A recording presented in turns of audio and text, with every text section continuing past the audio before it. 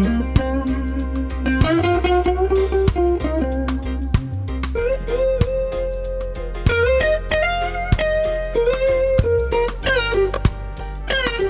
everybody. My name is Phyllis Wyatt Whitley. If you have been spiritually victimized and traumatized, welcome to Spiritology Live, where I bring my #1 Amazon bestseller book to life. Yes, each episode will be a raw spiritual, metaphysical, holistic space of consciousness for self-healing as you learn how to break your religious shackles so you can master and manifest your promised land within. Let's go. Wow, I'm out of breath saying that. Hi, everybody. Hi. Yes. Some of y'all went back and looked. Some of y'all dared to go back. I dared y'all go back and look or listen, I may say, to the episodes that I had. When you listen to each episode, it's a gem to some of y'all. Some of y'all, you just won't get it. That's the way the Bible is. But you keep listening to it. That's how you master something. You keep listening to it, and you might have to go back. You might have to take notes. This is how they taught us to study for those of you who did not want to go to college. Yes, even in a specialized subject. Don't get me wrong, I went to college. I got a master's. Some of y'all can't tell because I'm lazy with my language, okay? But I know that I know. And last time I was talking about going from job to job to job. You see how hot places? Don't be ashamed of that, because what happened is I used to admire people who went, back, how in the days you can do 20, 30, 40, you can retire at the same job, but they pivot because of the pandemic. So people went from brick and mortar to online, hopefully. And those who didn't, they just will be the masses of people that's left out there. I am here to teach you how to get your promised land. And some of you say, I just don't understand it. I want from job to job. I don't have a degree. I don't like college. It's all right. You don't have to have a degree, but you better specialize in something.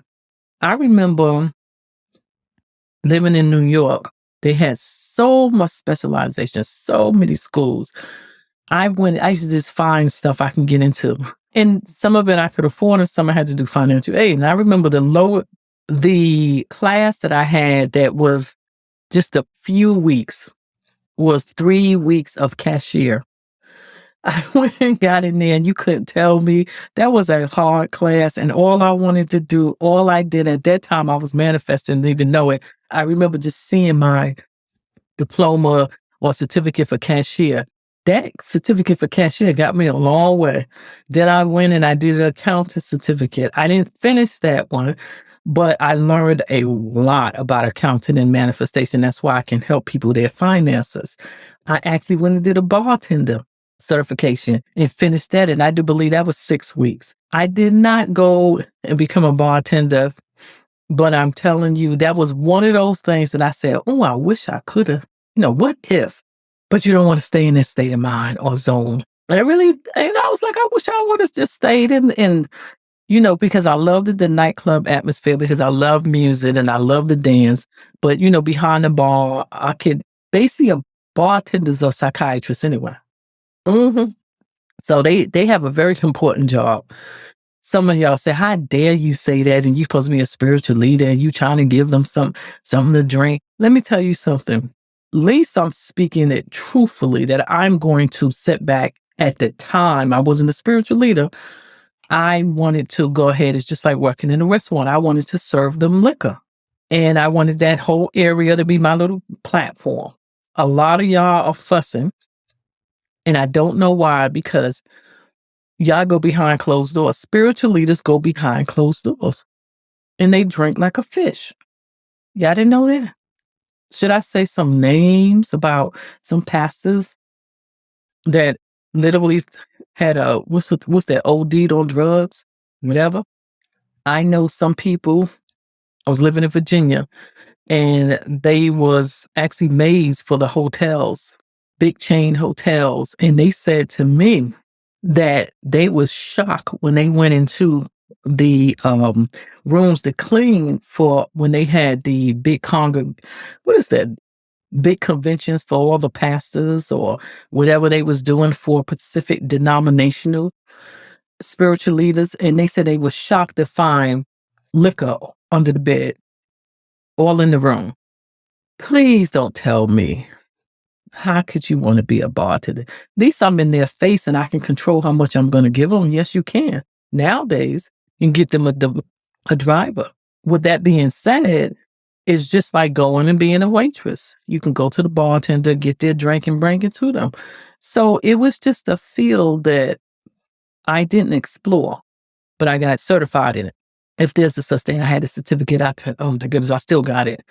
I went and took a lot. I took up the first computer, Wayne, Videc, and all. I learned all of that. And I remember got a certificate in that. So it's no such thing as not getting something. You don't have to be college material. And the reason why I got all these little certificates is because, let me tell you a secret. I didn't think I was college material till I met somebody who told me, you can get an A. You can be an A student. And I said, no, I'm not. I mean, no. And they said, no, you can't. And that was actually my ex-husband.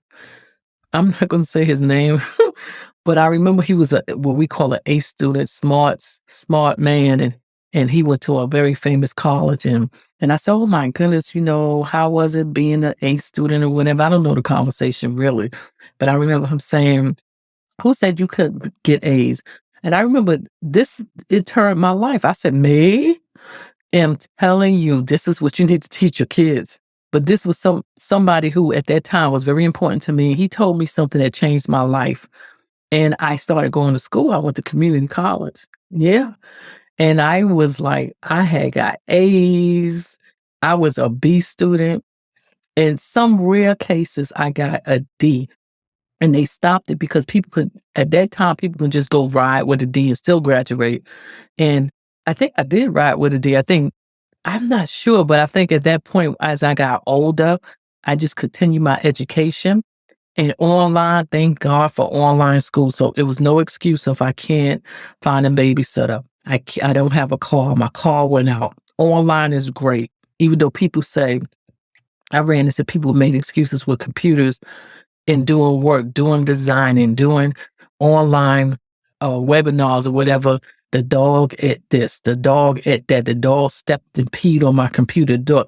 That's what we was talking about, clutter. People do not know how to declutter their house.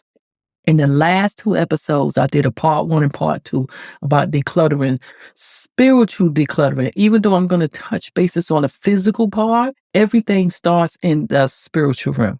So if your physical space is cluttering, your spiritual space is cluttered.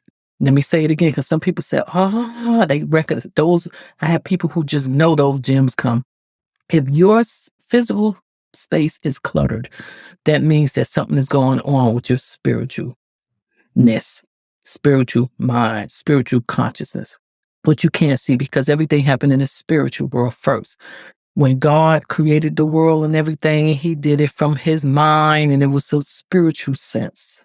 Adam and Eve was in the presence of the Lord. It was a spiritual sense. And when he kicked them out, it became a physical sense. Oh my goodness, y'all didn't get that. I just gave a good 20-something pastors a topic.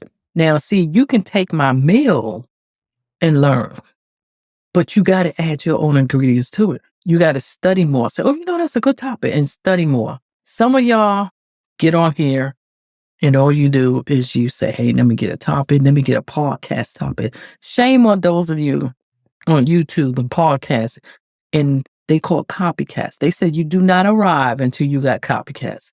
They go, you ever see an episode and then you see somebody else with another episode and it's exactly as this. I said, why are they thinking about the same thing? Because they don't have no material, no ideas. Their mind is at idle. So they go and they live off of somebody else's platform. Copycats or fake fraud, all of that. And you don't want to be that type of person. And that's what I'm here to show you how to get your promised land. And when you get your promised land is not only for you, it's for to leave a legacy. It's also to help your family first, your community second, and even your state. Even you don't know if you're going to be one of those who leave a legacy for all people. You know, you might be the next Oprah. But you don't want to be the next Napoleon Hill and Oprah and say, I have heard people say that in some of the classes I have taken, master classes, and they say, I want to be just like this person. I'm there. And I'm standing up here and I'm saying, well, how are you going to be like that person? I had someone once tell me, and I was taking up counseling in the church so we can counsel the people. And they trained us first. And the young lady said to me, she was prophesied to. Those of you who don't understand what prophet is, somebody who's supposed to be a spiritual leader who literally is in tune with their inner spirit. You probably know more, what I'm talking about when I say a psychic. It's funny that people don't know a prophet, and these are Christians. These are spiritual people, but they'll get on the phone and call a psychic. Multi-billion, zillion dollar. Don't play with me. It's some of them on there making $29 a minute. Well, Miss P, how you know? I did some undercover work. Hello? Yeah. You know about the FBI? Okay. You could say Phyllis did that too. And not FBI. I'm just trying to tell you, this is when you find other businesses information. You have to be undercover. And all you have to do is look at it. We all been to one. Don't fool yourself. Oh, Miss P. Well, I mean, before I knew what prophetic was and a prophet was. What? Okay. Please, y'all. I guarantee you that the majority of the people that goes to the psychic hotline morning, noon, and night, most likely are Christians. Because of the other religions, they know how to meditate. And even if some of them meditate into a statue, they take time to do that. Not no Christians. Even the Muslims take time to get into their word, to get into the Quran, I believe. And they know the Bible, they know the Quran, they know all of that stuff. They have to show this self-approved. You ever see Malcolm X? When he was in jail, he literally studied. And you know why I say Christians? Because Christians don't study. They leave it up to the pastor. Okay, somebody heard that. Yes. And you don't study, but yet your pastor is on here listening to my episodes so they can get their next sermon. And he's doing all of that to try to help y'all because I keep it raw and I keep it real. Some people say, you know what, you too, I just don't like your messages. I don't like how you deliver it. You know why?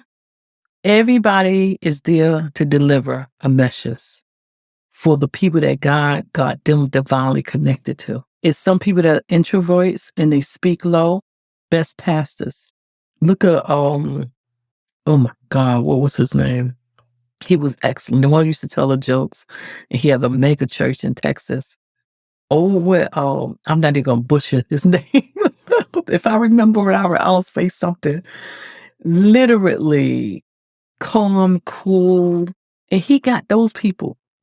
Then you turn around and you have somebody like TD Jakes, who's loud, deep, husky voice. He gets his crowd. You see, some of y'all didn't even know this. God bless him with his divine people. And they literally can hear his voice. And then you got, I think, Duplant. And he literally was like really a comedian pastor. He had his people. You had Price, who's no longer with us, the late Price. And he was in California. And he spoke slowly. He didn't yell and whatever. And he went into that word and dissected. Well, if you go to another church, they didn't get the word unless they fell over and danced. You know, some churches are entertainers. Some churches are not. Some plays you go to is quiet. Some plays people just sit there for an hour to hear somebody sing opera. Some plays you just see somebody just doing ballet. Some of them don't even have no music. What is my point? Everybody is made different. So you can't be someone who is trying to sing alto when you are how would I say it? Soprano, when you are, am I butchering that out? Because I believe when I went to try to sing in school, they might have said I was an alto. And what's the ones that can sing pitchy high? Whatever that is. Do you get my picture? That's what I got. That's what I get for not searching that part. And I'll probably I remember Osteen, Pastor Osteen. He came at it. He delivered his word a certain way. So you have to have the ears to know who is delivering the messages that was fit for you. And I really spent a lot of times trying to convince the people that my mentees that my message was good, it was raw, it was clear. And if you was going to be on my platform and you was going to advertise my brand, it's a certain way that I have. I am what you would call the drill sergeant, holistic drill sergeant. And what happens is that, go ahead, tell me, you can't make nobody listen to you. If they don't like your message the way you give it, leave them alone. They wasn't called to come to you. Now, see, people like to be around me because they, when you are around the right tree, the tree is going to be filled with all kind of fruit. God said you should know them by their fruit. But people want to come to on good grounds. People want to support good ground. People want to donate to good ground.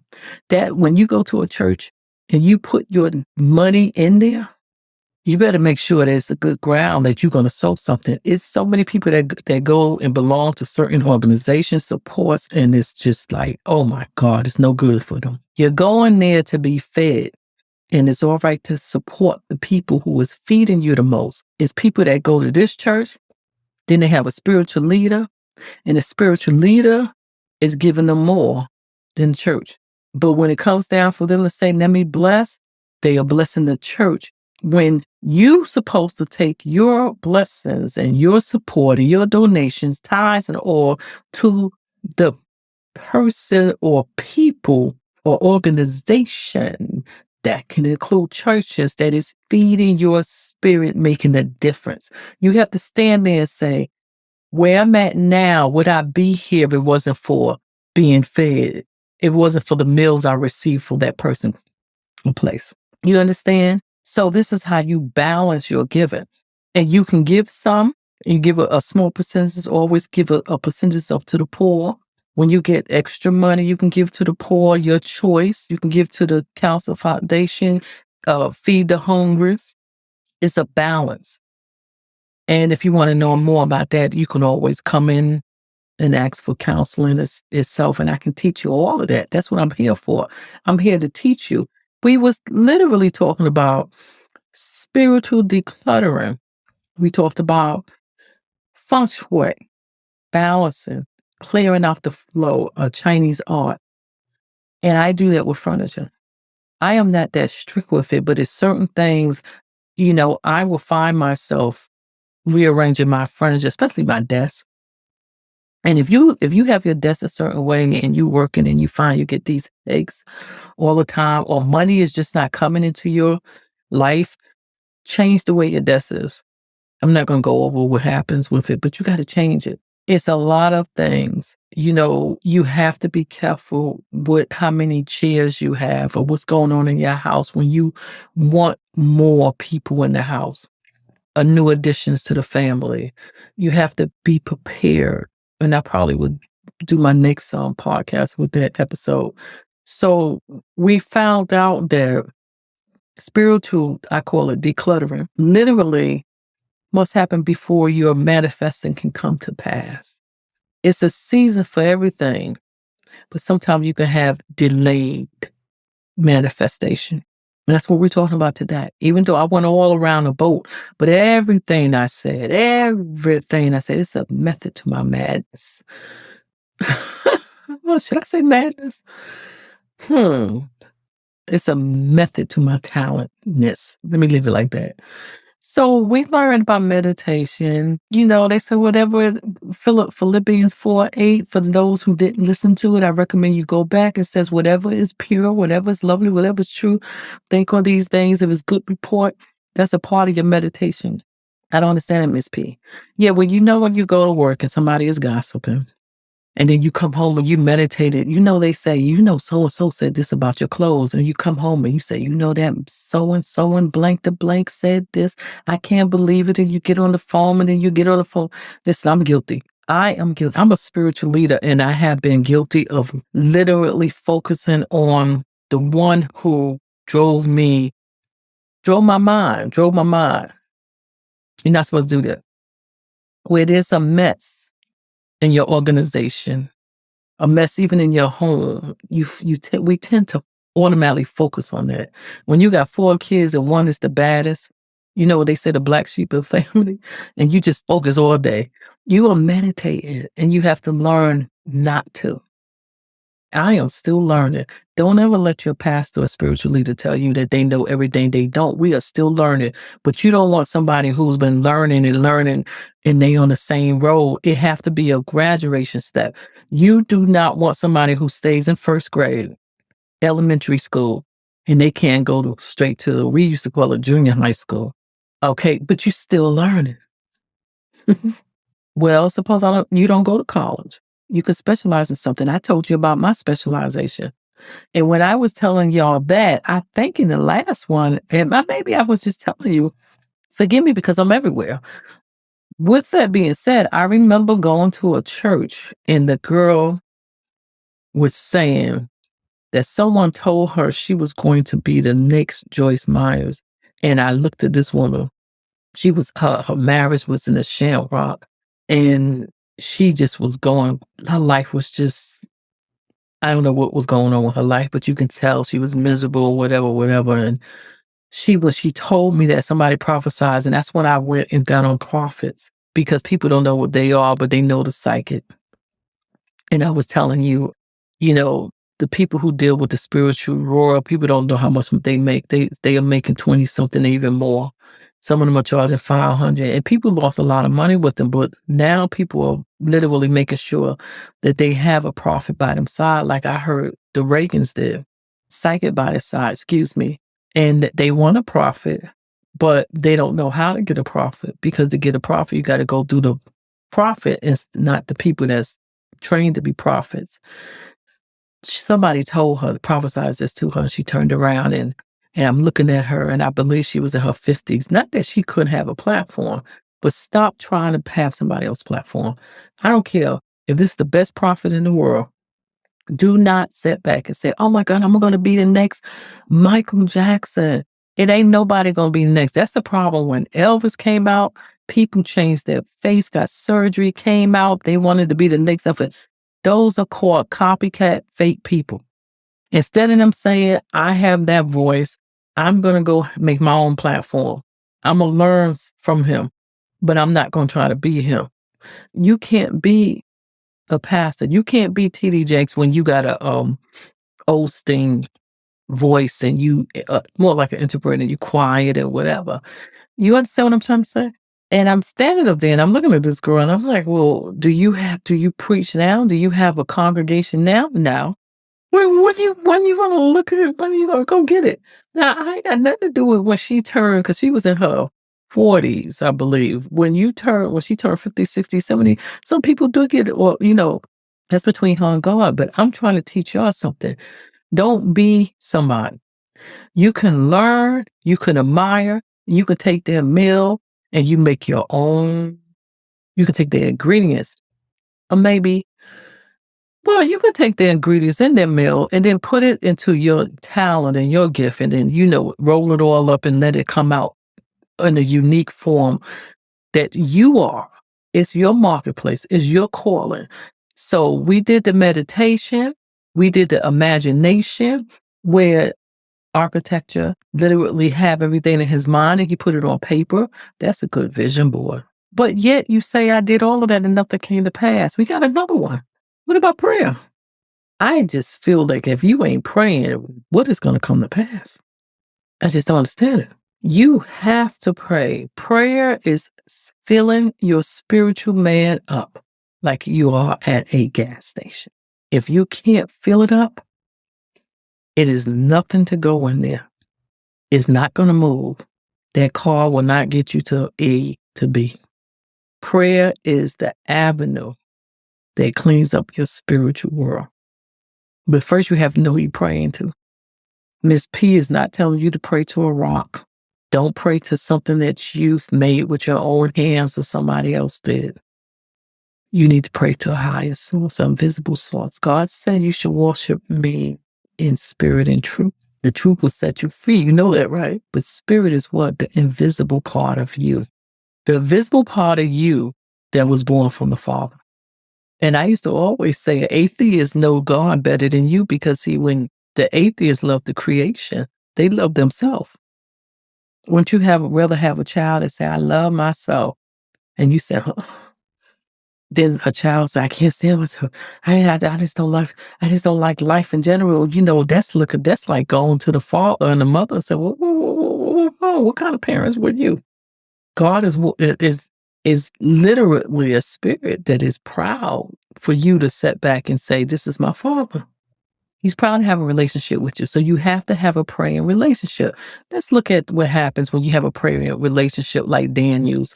Some of y'all look in your Bible. It is someone named Daniel. I'm sorry, I put the S in there, but I know Daniel's. Matter of fact, that was one of my names. With that being said, Daniel seeked God in prayer. This is one of them spiritual food that you can literally do to feed your spirit. And what happened? Daniel 9:3. For those of you who say, I don't believe it, here we go. So I turned my attention to the Lord God to seek him by prayer and petition with fasting, sackcloth, and ashes. This is what he did. Now, this is from the Holman Christian Standard Bible. I look at different versions. I always recommend having at least 3 so you can, each one of them will give you more clarity on that particular Bible, because a lot of us do not understand King James. But you have to have a King James because some of them quotes only sound better in King James, and then you can go ahead and get 2 other ones. With that being said, prayer. Let me tell you what he did. He prayed. He literally had a relationship with God in order to go in his presence. When he went in his presence, then he had to petition. That's a request. No, you don't go to God and all you have is requests. Because if you have nothing but requests, you're not believing what he said. He said, if you believe, it'll be done before you get there. So he had a request, but this was something special. This was something that he really needed because he was having so much. If anybody know about the lions den with his friends and all of them went through in the fiery furnace, and the king wanting to worship other gods, he knew how to do something, and that's pray. And also David knew how to do something. They lived a life like that was really David, but David knew how to do something because he was a man after God all heart. He knew one thing. He knew how to pray. And this is part of the prayer. This is not the prayer you do in the morning and night or whatever. This is a prayer request that things needed to work. He needed emergency. And this is what happened when you get in situations, when the doctor give you a bad report, where your job give you a bad report, where your spouse give you a bad report. You better know how to do this prayer. He prayed. He had that environment ready. Petition. He had a request. This could be several requests. This is where you're going to have several goals. The next thing it said, he literally was fasting. It's abstaining from something. A lot of times they say in spiritualness is from food. It's abstaining from giving stuff to your flesh. And I would say to you, because you are trying to feed the spirit. So I think fasting is great. When you fast from TV, radio, you're not eating that day. You are literally telling your flesh, shut up and be quiet. And that's what discipline, you're disciplining your flesh. Everybody needs to do fasting. At the same time, he had sackcloth. Really is clothing. They say is mourning clothing. I would like to say is he had on certain clothing that was something that he didn't wear outside. He wear his clothing that was specially made for going to God and I don't want to say and groaning, because sometimes our prayer is not with words. It's a lot of times our prayer is groaning. Sometimes life brings us so much stuff that's so bad you can't even. You go to God and is groaning and utterance and crying and your tears are dropping. So you don't want to wear go in there with a three-piece suit, even though you can do that. You go into church. This is like, wait, just let it be. Well, Miss P, what do you do when you spend that special time with God and whatever? I make sure that I have something comfortable, and I make sure, first of all, that I'm cleaned. I get ready to meet my Father, and I put on something very comfortable, depending upon what way you are going to position yourself, whether you sitting, kneeling. Everybody do it different. So the clothing, he had ashes. Everybody, listen, can I give you a gem? I want y'all, wait a minute. Do y'all hear that? The pastors are writing this because this is going to be in the next sermon. Ashes. I believe this was incense that he was burning. I just gave y'all something big. Do you see what he was doing? He was making his whole environment ready, his own self, and then he was creating his environment. Well, I don't believe they had that. You need to go back, because if you go back in that Bible, you didn't read the Bible, and you go see how Esther had to prepare for the king, they had all of that. They had the oil, the essence oil, frankincense, hello, and myrrh, all of that. Medicine and all healing medicines all over the plants and all of that God made a long time ago. So do you understand? He created the environment. And you know what happened? Delayed. This is what happened to your prayer when it's delayed. Is your prayer, is your manifestation. This is what you want to manifest. You don't pray just to say, okay. You praying because it's something you want. Your request, your petition is something you want. It may be marriage, maybe a new job. It may be, I want to increase. I want to prosper. I want to be healthy. Whatever it is. It could be specifically because you had a bad report. Listen, it's delayed. It's a spiritual world out there fighting. So you don't get these things. No, I'm not talking about the red horn devil. Let me tell you what happened to him. If those of you who want, that book is beyond, go to Daniel's 10, 12, 13. Okay? Now, this one right here, I do believe it was, let me just put it this way. It's in the Holman Christian Standard, or I go to New King James Version. So if it don't sound like what I'm saying, just go get a different version. Don't be afraid, Daniel, he said to me. You understand? This is when Daniel prayed and prayed and prayed and prayed. It says, for from the first day that you propose to understand and humble yourself before God. Now it shows you that God is saying, as soon as you make up in your mind, I'm going to humble. See, all his preparation was an act of humbleness. God knew it. Before you step into that closet, whatever you pray, your meditation room, God already know. He said from the first day that you propose to understand and humble yourself before God, your prayers was heard. God heard you before. Then it says, I have come because of your prayers. But the prince of the kingdom of Persia opposed me for 21 days. Then Michael, wait a minute, let's go back. 21, how many days? 21. How many days? 21. How many years? 21. Some of y'all say, wait a minute, how many years? 21 plus 21 plus 21. I've been waiting for that man for how many years? I've been waiting for that new car for how many years? Now, do y'all hear me? Let's go to the next one. Then Michael, hello, one of the chief came to help me after I had been left there with the king of Persia. Miss P, what is that? It's letting you know that it is a fight in the spiritual realm. That's why you see so much of my religious shackles that I talk about in my book or in high places, spiritual places, to go and oppose anything that God is doing. Whatever God said in the beginning, they go and they do the opposite. I know y'all want to hear that. He said, then Michael, you know who was talking to him? Do y'all understand? It was an angel. Angels exist, honey.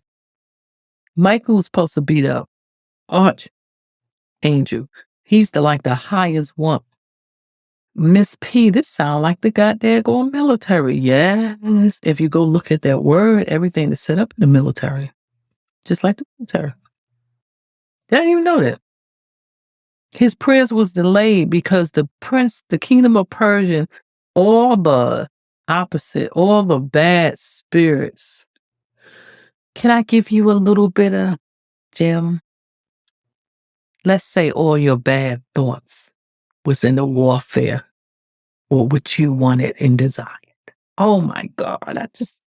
I don't know what to say when these things fly on me. It's nobody but God. Can I say that? Your bad thoughts. Well, I mean, what are you talking about? I'm looking at the sky. I don't see your bad thoughts. And Michael came. Michael could be the word of God. Michael could be that mentor, that spiritual leader that came and said, hey, look this way. Let me tell you about that thought. Michael could come through the psychiatrist, the counselor that made you stop all of that. You see? Because sometimes you're fighting this battle alone and you need coaches and counselors to come in, wise men to come in. Do you see? They're literally pushing out that one thought that is tearing your whole life up. I bet none of y'all looked at that. That's a whole nother, you know what? I might have to write a book about that. And I know people going to try to copycat, but see, God give me these divine little bits, tits, gems, or should I say diamonds? Y'all didn't know that. Prince of Persia. Yes, I do believe it's a spiritual world. But listen, your mind, you know what's in your mind? It's about you living in your promised land and your mind going the wrong way. And you know what? Let me tell you what you got to do. I'm going to tell you what you got to do. You literally have to fake it till you make it. You ever heard that? But now I'm telling you, think it until you see it. Put those thoughts in your head till you see your promised land, which is your heart's desire, not your neighbor's heart desire. I'm not talking about that. I'm not talking about winning over somebody who is married already. I'm not talking about all of those stuff. I'm talking about go back to meditation. If it be any virtue, if it be anything of good reports, it's not a good report that you're trying to take your neighbor, husband, or wife. This is where you have prayer, then you have feelings. Well, law of attraction, it is true. In order to fake it till you make it or think it until you see it, you literally have to feel it to the point where you put it on as a clothing and you literally become it. How? A painter becomes his brush. You understand? A quarterback becomes their football. It was something written up that a famous football player literally slept with his football. Do you understand? It's a reason. You know why? I don't believe Miss People. Let's go. For as a man thinketh in his heart, so is he. Proverbs 23:7, New King James Version. That is one of my favorite. You know why it's my favorite? Because it's just letting you know you are what you think. And what you think is in your heart. And you change that heart to what's in your spirit. That's why I had literally named this decluttering. Spiritual decluttering, because it says it right here. For as a man thinks in his heart, that's in his spirit, so is he. So if you not thinking right, you are not going to be right. If you thinking clutter, you are going to become clutter. And then you know what? You're faking it till you make it, because you're making it is because you're thinking it because you see it. And you know why you're doing that? Because you're only going to see what's manifested, because it's going to come from the spiritual realm to the physical realms. Oh, somebody got this sermon. I just gave somebody 1 month worth of sermon. I gave some Bibles, teachers, some work to do. I don't have a problem with it. Long as you take my meal and add some of your own ingredients or vice versa, but don't be a copycat. Whatever. I went so long with this because this was deep. Now you know how to declutter.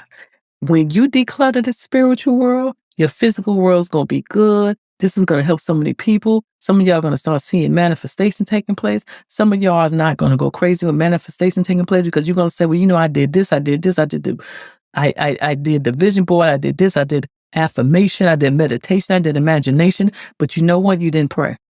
And you need to pray because you need to break those holes down and you need to literally listen. And if that is not helping you, I'm not talking about because you want something in 3 weeks. Literally, these are specific things.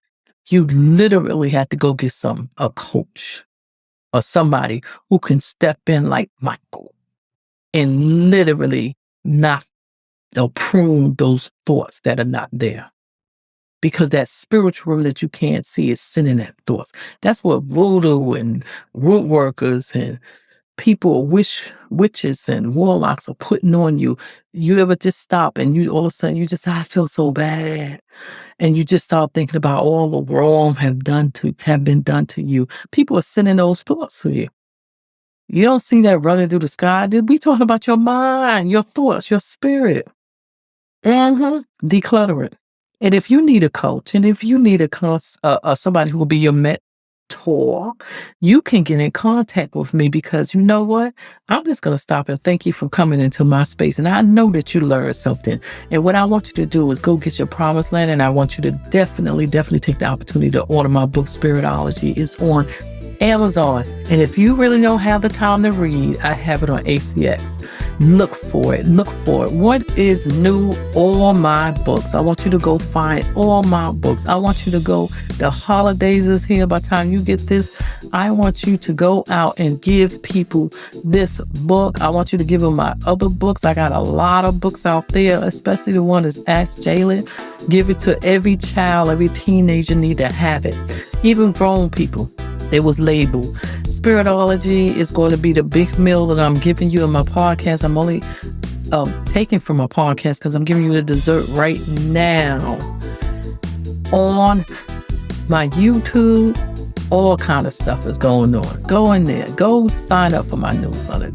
You're not going to go wrong with you getting all of this different ingredients and appetizers and meals and you get desserts and all of this. I kid you not. You will be manifested as I am manifesting and as those people, my mentees, are manifesting. Remember, if loving self is right, you don't want to be wrong.